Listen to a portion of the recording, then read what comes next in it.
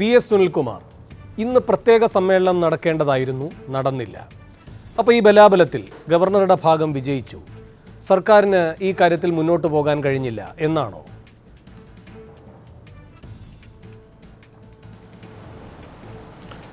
കേട്ടില്ല വേണു, എന്താ ലാസ്റ്റ് പറഞ്ഞെന്താണ്? ഈ ബലാബലത്തിൽ ഗവർണറുടെ ഭാഗം ജയിച്ചു, സർക്കാരിന് മുന്നോട്ട് പോകാൻ കഴിയാതെ വന്നു, അങ്ങനെയാണോ മനസ്സിലാക്കേണ്ടത്?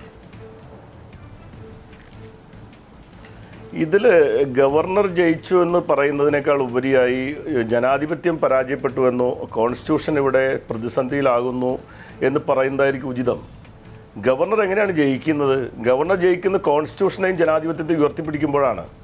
മറിച്ച് ഗവർണർ അദ്ദേഹത്തിൻ്റെ അധികാരം പ്രയോജനപ്പെടുത്തി ദുരുപയോഗം ചെയ്തുകൊണ്ട് ഇങ്ങനെ ഒരു നടപടി സ്വീകരിക്കുമ്പോൾ ഗവർണർ ജയിച്ചു എന്നാണോ നമ്മൾ പറയേണ്ടത്? അത് നിർഭാഗ്യകരമായ ഒരു കാര്യമാണ്. അങ്ങനെ ജയമല്ല ഇവിടെ വന്നിരിക്കുന്നത്. ഇത് ജനാധിപത്യത്തിൻ്റെ ഒരു പരാജയം സംഭവിച്ചിരിക്കുന്നു എന്നുള്ളതാണ്. അത് ഗവർണറുടെ ഭാഗത്തു നിന്ന് അങ്ങനെ നിർഭാഗ്യകരമായൊരു കാര്യം ഉണ്ടായി എന്നുള്ളതാണ്. ഇവിടെ ബഹുമാനപ്പെട്ട ശ്രീ എൻ.കെ. പ്രേമചന്ദ്രൻ എന്തുകൊണ്ടാണ് ഇത് കോൺസ്റ്റിറ്റ്യൂഷനിൽ എത്രമാത്രം ഈ ഗവർണർ യോഗം വിളിക്കാനുള്ള നടപടി റദ്ദാക്കിയത് എത്രമാത്രം ഭരണഘടനാ വിരുദ്ധമാണ് എന്നുള്ളത് അദ്ദേഹം വളരെ വിശദമായിട്ട് പറഞ്ഞിട്ടുള്ളതുകൊണ്ടും അദ്ദേഹം പല കേസുകളുമായി ബന്ധപ്പെട്ട സുപ്രീം കോടതിയുടെ ഭരണഘടനാ ബെഞ്ചിൻ്റെ കാര്യങ്ങളും അതുപോലെ തന്നെ പല കാര്യങ്ങളും കോട്ട് ചെയ്തതാണ്. വീണ്ടും ഞാനത് ആവർത്തിക്കാൻ ഉദ്ദേശിക്കുന്നില്ല. വളരെ ക്ലിയറാണ്. ബഹുമാനപ്പെട്ട ഗവർണറുടെ നടപടി അങ്ങേയറ്റം നിർഭാഗ്യകരവും ഭരണഘടനാ വിരുദ്ധവുമായിട്ടുള്ള നടപടിയാണ് അദ്ദേഹം ഇപ്പോൾ നടത്തിയിരിക്കുന്നത്. പക്ഷേ ബഹുമാനപ്പെട്ട എൻ.കെ. പറഞ്ഞ ഒരു കാര്യത്തിനകത്ത് എനിക്കൊരു വിയോജിപ്പ്. അദ്ദേഹം എന്തുകൊണ്ടാണ് അങ്ങനെ പറഞ്ഞതെന്ന് എനിക്കറിയില്ല. സംസ്ഥാന ഗവൺമെൻറ്റിൻ്റെ ആത്മാർത്ഥതയെ അദ്ദേഹം അങ്ങനെ ചോദ്യം ചെയ്യേണ്ട കാര്യമുണ്ടോ? കാരണം അദ്ദേഹത്തിന് അറിയാവുന്ന കാര്യമാണല്ലോ. ഇവിടെ ആർക്കെങ്കിലും കർഷക സമരത്തോട് ഒരു ആത്മാർത്ഥതക്കുറവുണ്ട് ഇടതുപക്ഷത്തിനെന്ന് പറയാൻ അദ്ദേഹത്തിന് കഴിയുമോ?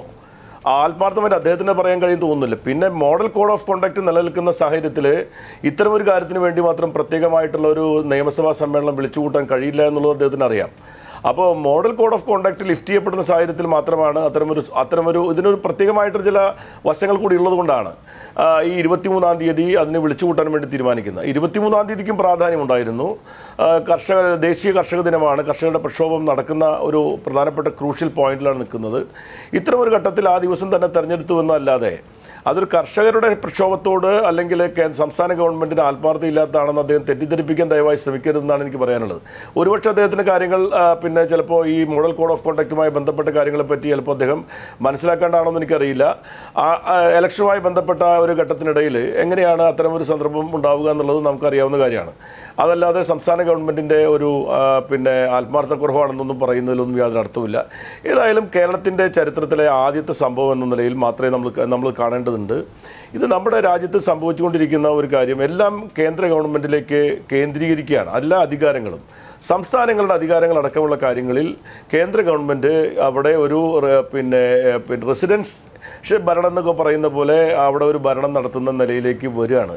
നമ്മുടെ രാജ്യത്ത് പലപ്പോഴും കേന്ദ്ര ഗവൺമെൻറ് സംസ്ഥാന ഗവൺമെൻറ് തങ്ങൾക്ക് രാഷ്ട്രീയമായി താല്പര്യമില്ലാത്ത സംസ്ഥാന ഗവൺമെൻറ്റുകൾക്ക് മേൽ പലതരത്തിലുള്ള ഭരണഘടനാപരമായ സ്ഥാപനങ്ങളെ പോലും പ്രയോജനപ്പെടുത്തിക്കൊണ്ട് നടത്തുന്ന സമ്മർദ്ദങ്ങളും അവരുടെ അപ്രമാദിത്വം സ്ഥാപിച്ചെടുത്തുകൊണ്ട് കേന്ദ്ര ഗവൺമെൻറ് നടത്തുന്ന പ്രവർത്തനങ്ങളിൽ ഒന്നായിട്ട് വേണം നമുക്കിത് കാണാൻ.